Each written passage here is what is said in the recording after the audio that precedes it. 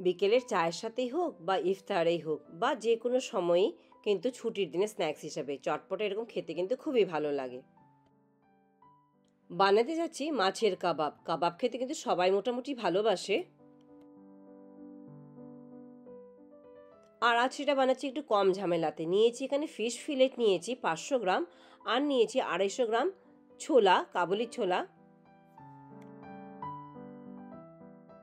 কোনো ভেজানো সেদ্ধ করা ছাড়াই ক্যানে নিয়ে নিয়েছি, যাতে সময়টা অনেকটা কিন্তু বেঁচে যায়। কড়াতে 1 কাপ জল প্রথমে গরম করে নিচ্ছি। এবারেতে দিচ্ছি একটি মিডিয়াম সাইজের পেঁয়াজ কুচিয়ে রেখেছিলাম, সেটা দিয়ে দিচ্ছি। দেবো একটি লাল শুকনো লঙ্কা, আর দেবো 3টে কাঁচা লঙ্কা।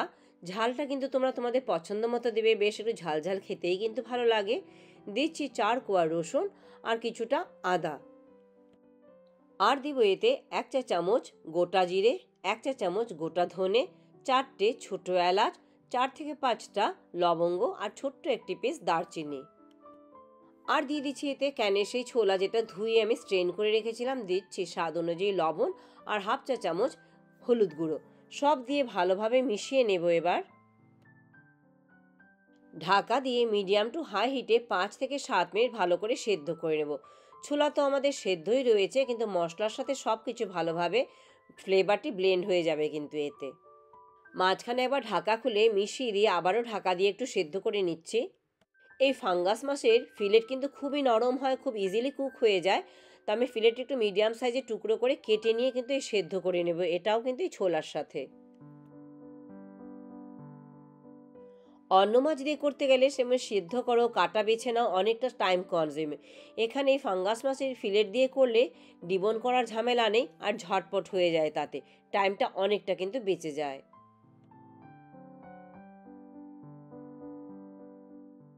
মিনিট 7 পর ঢাকা খুলে জল কিন্তু অনেকটা কমে এসেছে।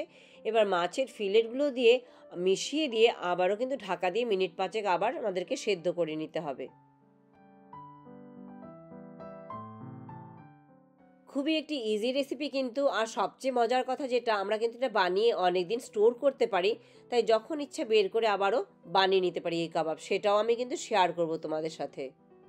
মিনিট 5 পর ঢাকা খুলে নিচ্ছি। সব কিছু কিন্তু সেদ্ধ হয়ে গেছে ভালোভাবে, জলও অনেকটা কমে এসেছে। একটুখানি স্প্যাটুলা দিয়ে মাছের টুকরোগুলোকে একটু ম্যাশ করে ভেঙে দিচ্ছি আমি। এমনিতেই ফাঙ্গাস মাছ নরম মাছ বলেছি আমি, আর এই খুব তাড়াতাড়ি কিন্তু কুকও হয়ে যায়, তাই সেদ্ধ ভালোভাবেই হয়ে গেছে। জাস্ট একটু মিশিয়ে দিচ্ছি ভেঙে ভেঙে। এবার ঢাকা ছাড়া যতক্ষণ জল না শুকিয়ে যায় ততক্ষণ একটু মিডিয়াম টু হাই হিটে কিন্তু জলটা শুকিয়ে নিতে হবে আমাদের। এদিকে জলও শুকিয়েছে, রসুন আদা মাছ সব কিছুই সেদ্ধ হয়ে গেছে। ছোলা তো অলরেডি সেদ্ধ ক্যানে। জাস্ট একটু গ্যাস বন্ধ করে ছড়িয়ে দিচ্ছি যাতে তাড়াতাড়ি ঠান্ডা হয়ে যায়। তোমরা আমার ভিডিওটি ফেসবুক পেজ থেকে দেখে থাকলে পেজটি লাইক করে চ্যানেলটি সাবস্ক্রাইব করে দেওয়ার অনুরোধ রইল। অলমোস্ট ঠান্ডা হয়ে এসেছে। এবার একটি প্লেটে পুরো মিশ্রণটি নিয়ে ছড়িয়ে দিচ্ছি। গোটা গরম মশলাগুলোকে আমরা এর থেকে বের করে নেব, নিয়ে কিন্তু ভালোভাবে সব কিছু মিশিয়ে নিতে হবে, হাত দিয়ে মেখে নিতে পারো। আবার চাইলে ফুড প্রসেসরে একটু ঘুরিয়ে নিতে পারো, তাতে টাইম অনেকটা বেঁচে যাবে, ঝটপট হয়ে যাবে মাখা। মাখবার সময় একটু চেখে নেবে লবণের দরকার আছে কিনা, লবণ যদি দরকার হয় একটু অ্যাডজাস্ট করে নেবে। দিয়ে দিচ্ছি কাঁচা লঙ্কা কুচি, আর দিয়ে দিচ্ছি ধনে পাতা কুচি। দিচ্ছি এখানে একটি ডিম। আবারও আমাদের সব কিছু ভালোভাবে কিন্তু মেখে নিতে হবে। দেখতে হবে আমাদের পুরো মাখাটি যেন খুব টাইট হয়, না হলে কিন্তু কাবাব কিন্তু ভাজবার সময় ভেঙে যেতে পারে। যদি দেখছো তোমাদের মিশ্রণটি টাইট নয়, তবে শুকনো খোলায় একটুখানি বেসন রোস্ট করে নিয়ে এতে অ্যাড করে দিতে পারো কিন্তু।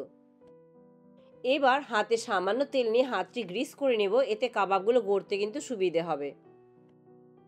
যত বড় পরিমাণ কাবাব তোমরা বানাতে চাও সেই পরিমাণ কিন্তু মিক্সচার হাতে নিয়ে গোল গোল করে কাবাবের শেপে আমরা গড়ে নিচ্ছি। বাট তোমরা কিন্তু তোমাদের পছন্দ মতো যে কোনো শেপ দিতে পারো। আমি কিন্তু কাবাবের শেপেই কিন্তু বানিয়ে নিচ্ছি গোল গোল করে। একইভাবে সবগুলো কাবাব আমি গড়ে নেব। এবার কাবাবগুলো গড়া হয়ে গেলে কিন্তু ইমিডিয়েটলি আমি কিন্তু ভেজে নিচ্ছি না, একটু সময় আমি ফ্রিজে রাখবো। হাতে যদি সময় কম থাকে তবে স্ট্রেট ডিপ ফ্রিজে রেখে দিতে পারো, তাতে কিন্তু টেক্সচারটি খুব ভালো হোল্ড করে নেবে।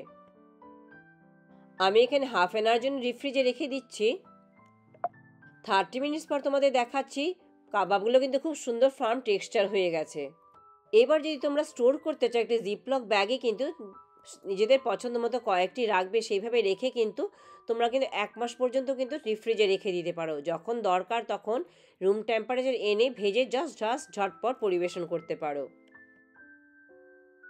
ব্যাস, আমি ছোট প্যাকেটে একটা করে রেখে দিচ্ছি ডিপ ফ্রিজে। এদিকে একটি কড়াইতে তেল গরম করে নিচ্ছি। তেল কিন্তু খুব ভালোভাবে গরম হতে হবে। গরম হয়ে গেলে কাবাবগুলো দিয়ে কিন্তু মিডিয়াম আঁচে ভালো করে ভাজতে হবে আমাদের। আবার যদি মনে হয় আমরা এখনই খাচ্ছি না, পরে খাবো, মিডিয়াম আঁচে একটু সামান্য ভেজে তুলে রেখে কিন্তু খাবার আগে আরও একবার ভেজেও কিন্তু পরিবেশন করলে কিন্তু সেম টেস্ট পাবে তোমরা। মিডিয়াম আঁচে গোল্ডেন ব্রাউন না হওয়া পর্যন্ত কিন্তু দুপিট এপিট ওপিট দুপিটই কিন্তু ভালো করে আমাদেরকে ভেজে নিতে হবে। বলতে গেলে সবগুলো উপকরণই কিন্তু কুকড অলরেডি, কিন্তু ভেতর পর্যন্ত ভালোভাবে ভাজা না হয় খেতে কিন্তু স্বাদ হবে না সেই কাবাবগুলো। আমাদের মাখাটি টাইট হয়েছিল আর ফ্রিজে কিছু সময় রেখে দিয়েছিলাম। দেখতেই পারছো একটা কাবাবও কিন্তু ভাজতে গিয়ে ভেঙে যায়নি। সবগুলো কাবাব এবার একইভাবে ভেজে নিচ্ছি।